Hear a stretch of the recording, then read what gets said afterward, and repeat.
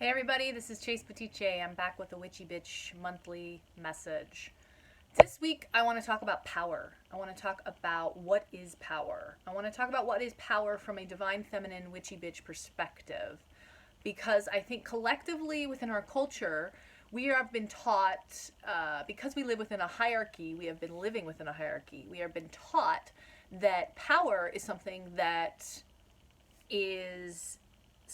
one person has that is at the top. So within a hierarchy, which is like this, one person has it, the person below it has power over the person below them, the person below them, the person below them, right? So that is what power is within a hierarchy, colonial patriarchal structure. Within the emerging structure of the Divine Feminine, which is a collective, embodied, collaborative structure, power is something that actually comes from within. And it is not something that someone needs to have over someone in order to feel powerful. Okay? So this is the clear distinction.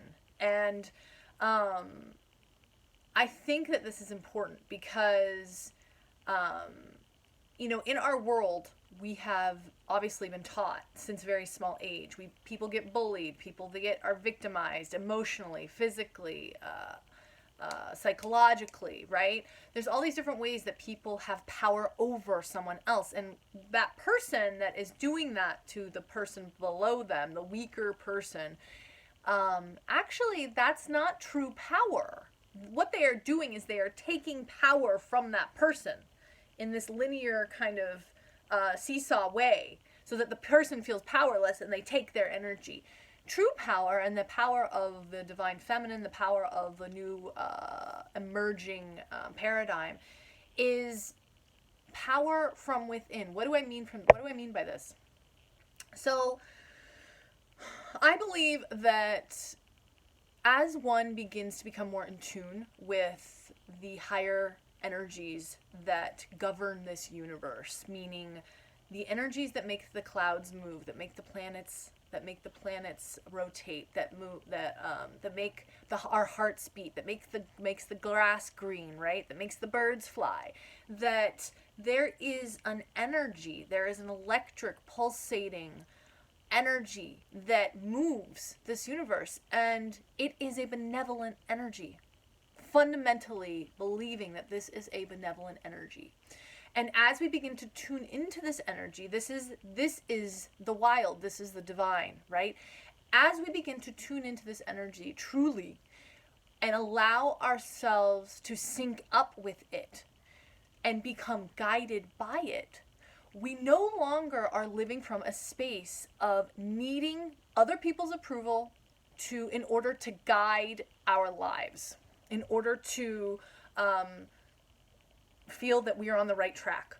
Instead, we become so in tune with what feels right, our intuition, in tune with our intuition, which is the divine working through us, that we begin to trust that this force is guiding us towards our highest calling, towards our highest destiny. And when we begin to sync up with that and begin to fundamentally trust it, we no longer are living from a place where anything or anyone has power over us. We are our own internal authority, and nothing and no one actually dictates our joy, our happiness, because we do not. The biggest core issue with having power and allowing other people to have power over us is fundamentally based in fear. Right? Because when we live in this paradigm that is in the old paradigm that is in the midst of emerging into the new paradigm, the old paradigm was fully 100% rational. It was disembodied. It was distant from its body, right? And what we're starting to do is we're starting to integrate the body. We're starting to integrate the body and the mind, which means that we are living from a place that is connected, that is in tune with our instincts, that is in tune with the divine flow, versus only using our minds to rationalize where in our life we need to be going. When we use our minds only, we reason, we rationalize, and no one can defend intuition with reason. But reason is also based in control, and it's also how fear is perpetuated. So when we begin to live in a place from divine trust and in sync with the divine and our own intuition, we are no longer prisoner to that collective fear, the fear of reason. And this, in and of itself, is the ultimate freedom that each and every one of us, in our deepest, deepest sense, ultimately seek. Because, you know, when you boil the energies down, it comes down. What is the antidote to fear? Trust, right? And we can only ever begin to trust by trusting. And what is so funny about that is that as this new paradigm of the divine feminine emerges, we begin to trust the information that we're getting from our soul, from our body, from spirit. And we're beginning to allow ourselves to live in that. And as we begin to trust it, it begins to fundamentally show up, which is what is the most interesting piece of all of this, because we create, right? Life is creation and receptivity, action, receiving, right? The yin and the yang. But we can never actually receive unless we are in a place of trust. So the trust is we're getting information from spirit that's coming through our bodies, that's coming through, that's we're fundamentally feeling. But because we've been so trained out of it, we rationalize ourselves out of it and we live our lives based in reason. But when we start to receive that information and begin to trust it, we are creating every single day, because the trust actually creates the, when you trust, you create trust.